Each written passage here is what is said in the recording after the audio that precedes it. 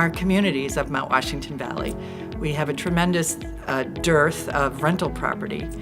And in terms of homes for purchase, our zoning lends itself well to upscale primary homes. But that is not what our workforce can afford. It's bad. A 1% vacancy rate really means there's nowhere for many people to live. The impact on a lot of our local business owners is huge.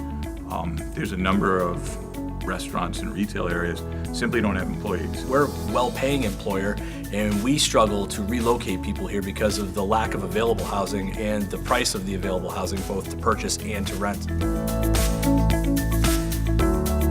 Charrette is a hypothetical exercise where a design team of housing industry professionals takes a piece of property that is currently on the market and determines in what way it could be best used for affordable housing. In this process, we take into consideration state regulations, but we sort of test local zoning regulations to show that if zoning were improved, we could in fact attract developers to build affordable housing. Well, I think the best thing about a charrette is that when we talk about housing, especially when we talk about affordable housing or workforce housing, if you just leave people to sort of their own pictures of what that is, it can be everywhere, and a lot of fears and things can come up. So I see a couple of things. Number one, can we show what good, affordable housing can look like? Is it something that might be pleasing to us? Is it something that fits in with the architecture and environment to which we're trying to build it? And that is really, really important, because if you can't show that to people, you can never sort of move down the line to say, let's maybe look at our land use regulations that may help that to happen. So the process involves a day-and-a-half project. And on the first day, the team gathers at the site, they do a walkthrough, they then go to dinner and discuss the potential for development for affordable housing.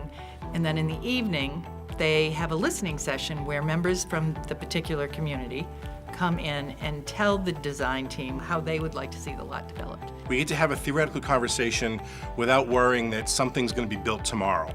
We get to hear people's concerns, their values, turn that into a design product that kind of meets some of that, and in the end you walk away with maybe a heightened understanding of, geez, you know, when we look at affordable housing or higher density development, it can maybe look good, it may be pleasing, and then if we have to change some land use regulations, maybe people will be more amenable to that because they're not afraid of something bad being built. Today is design day, so we're taking all those ideas that we came up with on the first day and actually putting it down on paper and then hopefully presenting this to them with some bold ideas to how it can solve their housing issues or shortages in that town.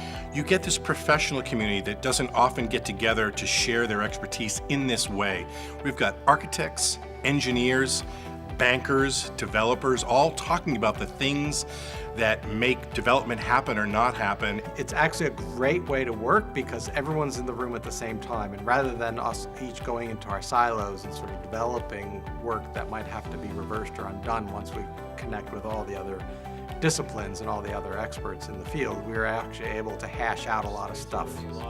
Or put two together here and two together here, so they're not right across from each other. Right. And actually, as a result, we came up with a solution that was very much more complex and satisfied more needs in the community than we would have if we just went in one direction. The object here is not necessarily to come up with solutions, but to identify impediments, to identify obstructions, to identify the things that have to change in order to enable development for affordable housing. With the town's density requirements, would only allow 28 units, and there's not a possible way that you could do a project that a developer would come in, build affordable housing of any level, and make money in the process, which is important to developers. So we're exploring alternate density requirements in the town of Conway for this particular piece of land. At the end of this design period, they'll have renderings, pricing, that, because we have bankers involved, is really pretty realistic as to what a developer could possibly make if he were to develop affordable housing on this parcel. You know, the rates of return are acceptable to a bank, so we know that this project is financeable. It would be nice to be able to take this package and be able to share it with a developer to say, there is potential to do something up here that does make financial sense. This gets the ball rolling. I think it starts getting the conversation going. And if we can actually implement what we've created today, I think that's going to be a huge victory and probably will be the foundation for other projects coming up.